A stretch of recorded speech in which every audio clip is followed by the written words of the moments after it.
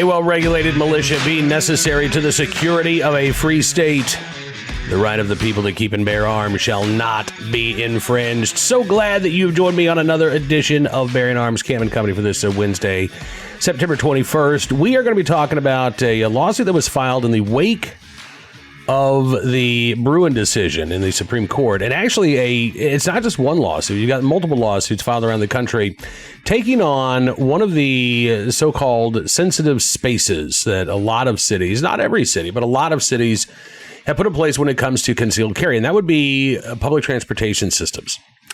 So what's interesting about this is in New York City, before the Bruin decision was handed down, those rare individuals who possessed a valid concealed carry permit could, in fact, carry on New York City subways, New York City buses. After the Bruin decision came down and New York's May issue concealed carry laws were declared unconstitutional, opening the door for the average New Yorker to obtain a concealed carry license, at least in theory. One of the new sensitive places adopted by the state of New York, the subway system, the mass transit system in New York City, and other cities around the country have long had these bans in place on public transportation systems, including in Washington, D.C., where the metro system, which not only serves D.C., but also Maryland and Virginia, bars lawful concealed carry holders from riding on the metro rail.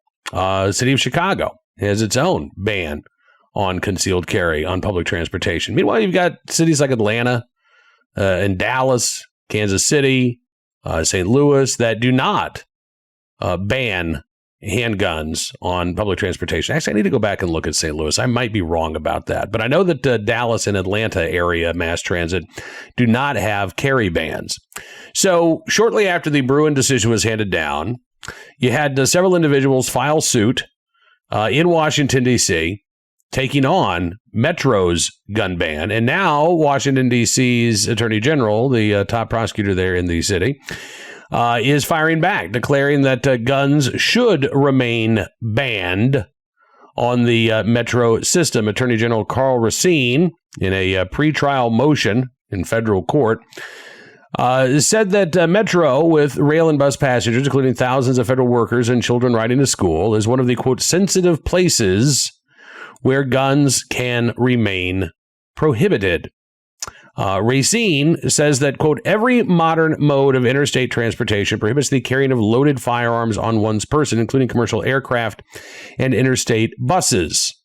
And since Metro serves D.C., Virginia, and Maryland, at least portions of Northern Virginia and Southern Maryland, that this is, in fact, interstate transportation and that the ban on concealed carry should remain in effect. Now, I would argue there are a couple of different things. First of all, there's maybe a prohibition on carrying a firearm in an airplane or on a bus or on Amtrak. There is not, however, a ban on transporting those firearms. And I believe the Metro ban not only prohibits the carrying of firearms, but the transporting of firearms as well. It is true that Metro serves a lot of federal employees, that Metro has kids riding to school on the Metro in the morning.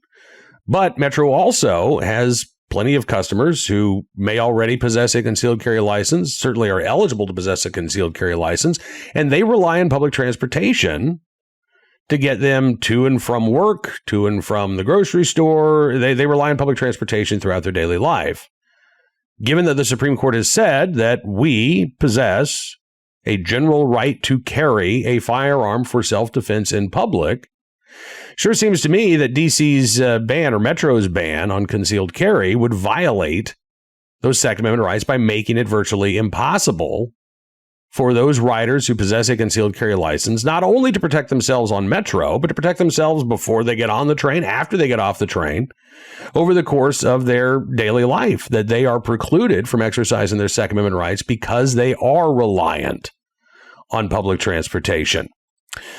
Racine says, quote, in dense spaces characterized by jostling and interpersonal conflicts, the risk of a gun being accidentally discharged or hastily fired is tragically high, not only for the innocent bystanders who may be shot, but also for the countless other victims who may be crushed or thrown from a platform by a panicked crowd.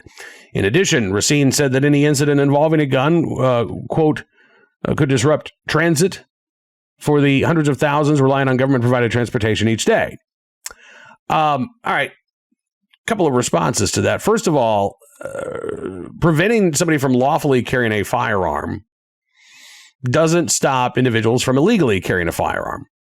As we saw earlier this year in New York, when a man brought a gun onto a subway car and opened fire. Now, this individual did not have a New York City concealed carry permit, but that didn't stop him from violating the law and bringing that gun on the subway car and opening fire. So the idea that, well, we're going to stop violent criminals by preventing law-abiding citizens from exercising their Second Amendment rights doesn't fly with me. In addition, Racine said again that any incident involving a gun could, quote, disrupt transit for the hundreds of thousands relying on government-provided transportation every day.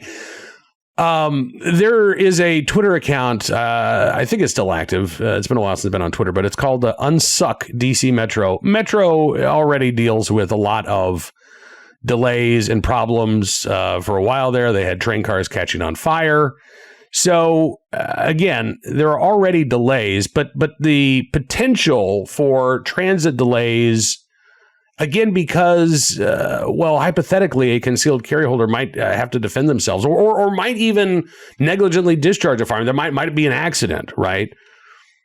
I don't think that is a persuasive enough argument, certainly not for me, to say that individuals, every law-abiding individual, should be barred from exercising their constitutionally protected rights because there might be, hypothetically speaking, unforeseen consequences as a result. Now, the plaintiffs in this case have asked the judge to issue a preliminary injunction and to rule in their favor before this case goes to trial. Plaintiffs say that while Metro has its own police force, many trains and buses lack police presence, and therefore it is not really a sensitive space. It's not treated as such. The average bus or the average Metro car, not really treated as sensitive, quote unquote, because there really is no law enforcement presence. Although the Supreme Court said in Bruin that even the presence of law enforcement, even knowing that, typically there's a cop somewhere nearby, that alone is not evidence that a particular location is a sensitive place. But the plaintiffs also say that even if the public transportation vehicles could be considered sensitive areas, the prohibition on licensed carry on such vehicles is a substantial infringement on licensees' Second Amendment rights. This is especially the case as to persons of limited means lacking access to alternative transportation, which, by the way, is a great point. Again, this ban falls harder, on those who are relying on public transportation, right? If you have a private vehicle, you have a car that you can use, you can always, all right, I'm going to drive into the district today so that I can exercise my right to carry. If you don't have that option, what do? You're hosed. You shouldn't, again, I'm not an attorney, but it seems strange to me to argue that only those who can afford private transportation are allowed to exercise their right to carry. That doesn't sound like a we the people thing to me.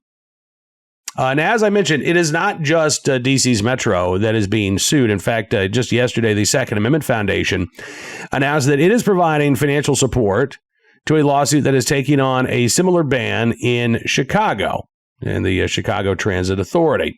Alan Gottlieb, the founder of the Second Amendment Foundation, said, in part, buses and commuter trains are public places, but they are hardly sensitive places.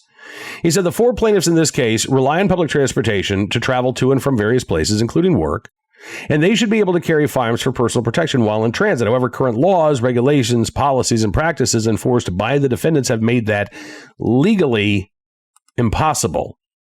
adding that Illinois is trying to perpetuate an indefensible public disarmament policy despite the clear meaning of Supreme Court rulings. And we are going to help the plaintiffs put an end to this nonsense. I am so glad to see that that is the case. This new lawsuit is known as Schoenthal versus Raoul. And here's just, I think here's the money quote from the filing. Quote, public transportation is an essential public purpose, quoting the Illinois Constitution. And plaintiffs rely on public transportation to travel to work, to school, and other places essential to their daily lives. Because the public transportation carry ban prohibits persons from carrying a firearm while accessing public transportation, the ban severely restricts plaintiffs from exercising their right to self-defense outside of the home. This directly violates the 2nd and 14th Amendments to the U.S. Constitution, as held by the Supreme Court in Heller, McDonald, and Bruin. Now, again, it's probably going to be some time before these cases get resolved. And certainly the anti-gun politicians are going to do their best to put up a fight. But again, who are they really hurting here? Who is going to feel the impact of their prohibitions most acutely? It's not going to be the well-connected. It's not going to be the well-heeled, right? Again, they always have the option to take their private vehicle into Washington, D.C. to drive into Chicago. It's going to be those average working class residents in the D.C. area and the Chicagoland area who feel the effects of this gun ban most acutely. And they are the ones whose rights are going to be violated most severely.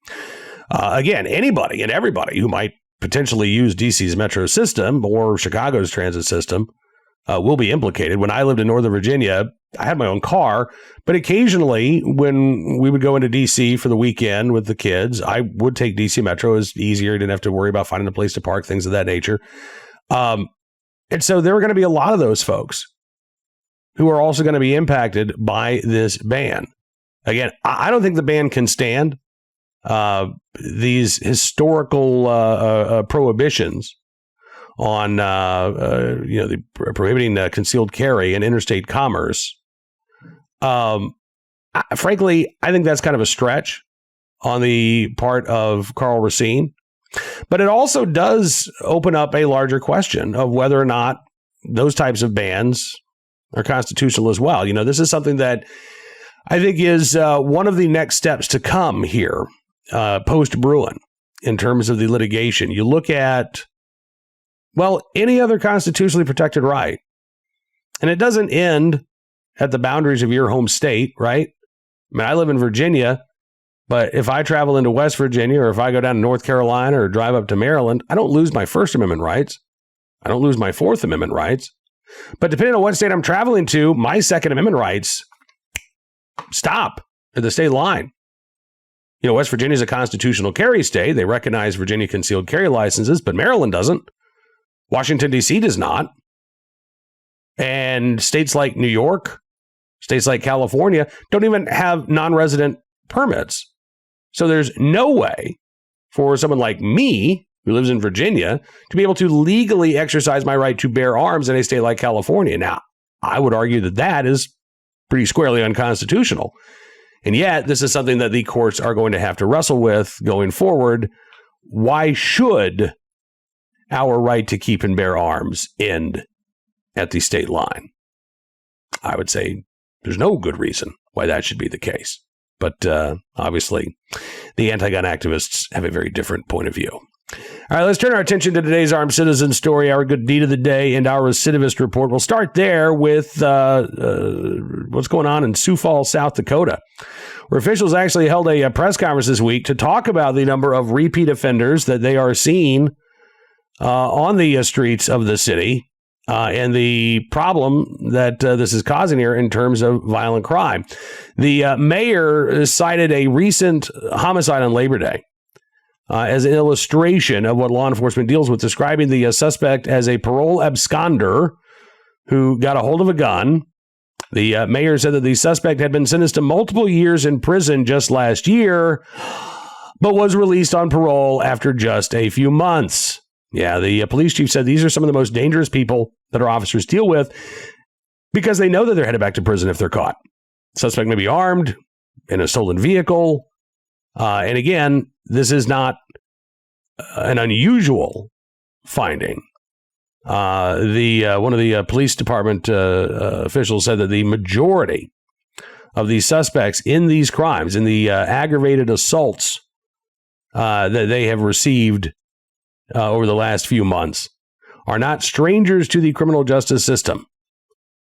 So they're seeing an increasing number of individuals who are already on parole, already on probation, not doing a lot of time for their original sentences, and shockingly are going on to commit more crimes once they're let out early.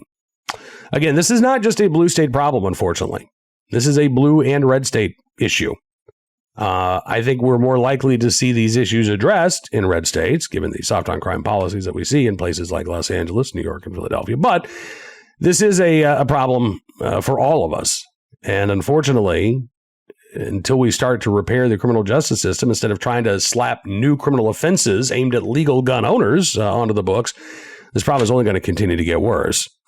Today's Armed Citizen story from Hamilton County, Ohio, Lincoln Heights, Ohio specifically, where the Hamilton County Sheriff says a homeowner who shot and killed an intruder just a few days ago will not be facing any charges. This was on Monday night in Lincoln Heights. The sheriff's office says 48-year-old Henry Jennings was involved in a domestic dispute while he was driving. He sustained cuts to his neck and then crashed his vehicle. He then tried running away from the passenger. Investigators believe that he entered a home nearby. The homeowner was watching TV when all of a sudden this stranger was running into his house. Officials say the homeowner dialed 911 as the incident was unfolding, saying, "We heard someone yelling for help. He came in our house." Law enforcement officials say that the homeowner then feared for his life and fired several shots at Jennings, who passed away at the scene. Other neighbors dialed 911 after the shots were fired. Shooting, according to officials, is a case where Ohio's stand your ground law can be applied. Hamilton County Sheriff's Office has not released information regarding any suspect information and arrest or possible charges directed against Jennings' passenger. The Sheriff's Office again saying that Jennings was, quote, involved in a domestic dispute.